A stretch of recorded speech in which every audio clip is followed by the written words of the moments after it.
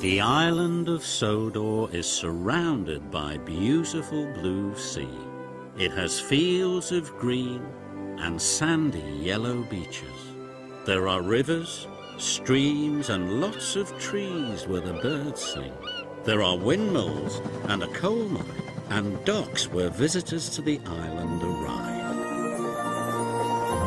The island also has lots and lots of railway lines. Who's that puffing down the track? It's Thomas. Hello, Thomas. Hello, everybody. Welcome to the island of Sodor.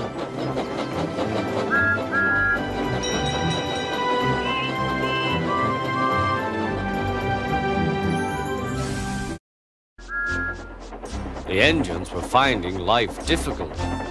Workmen were mending the viaduct on the main line. The arches needed strengthening. The Fat Controller did not want to close the railway while the work was done, and so repairs took a long time.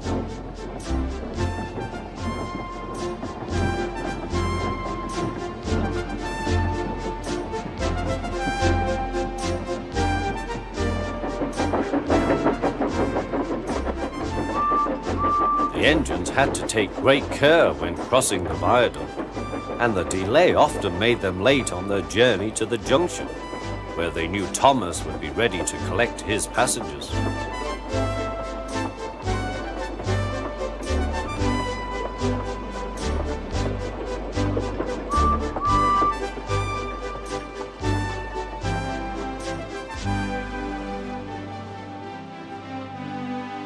Thomas grew crosser and crosser.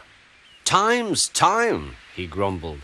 "Why should I keep my passengers waiting while Henry and James dawdle about all day on viaducts?" "Don't blame me," snorted Henry. "If we hurried across the viaduct, it might collapse, and then you'd have no passengers at all. What would you do then?" "Run my train on time for one thing," retorted Thomas. He hurried away before Henry could answer. Bertie was impatient too. He was timed to arrive just after Thomas. His passengers found that instead of going straight from the bus to their train, they were kept waiting till Thomas arrived. Soon Bertie grew cross with Thomas. "Late again," he remarked, as Thomas panted wearily in.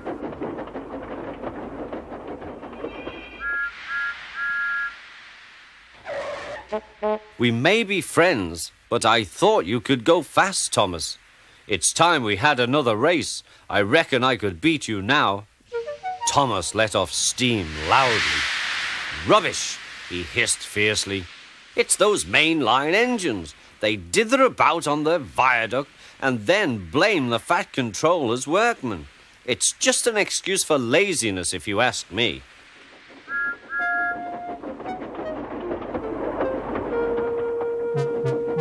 One day, James was later than ever at the junction. "I'm sorry, Thomas," he puffed. "I was held up at the station, and the viaduct made it worse." "It's lucky for you I'm a guaranteed connection," grumbled Thomas. Before James could answer, he puffed importantly away. Come along," he panted to the coaches.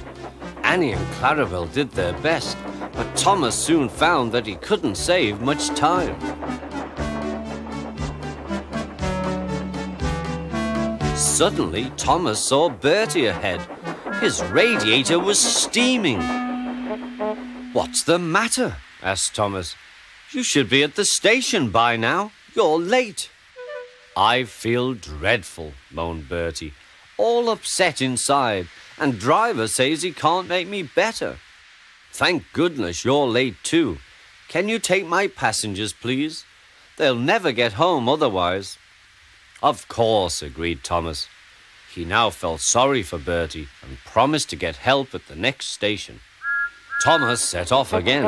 Already he felt much more cheerful, and Bertie's passengers, travelling in Annie and Clarabel, all reached home safely. When Bertie was better, He came to thank Thomas. "I am sorry I teased you about being late," he said. "That's all right," said Thomas. "I'm glad I could help. There are times when being late isn't such a bad thing after all." With a last cheerful greeting, the two friends went back to work.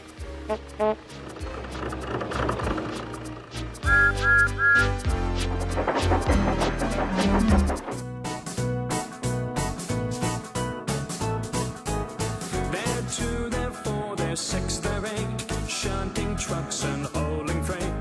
Red and green and brown and blue, they're the really useful crew, all with different roles to play around Tidmouth sheds or far away. Down the hills and round the bends, Thomas and his friends.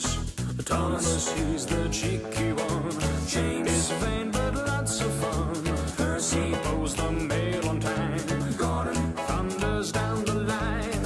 Emily really knows her stuff, Henry toots and hops and puffs, Edward wants to help and share. Toby is wise and square. They're two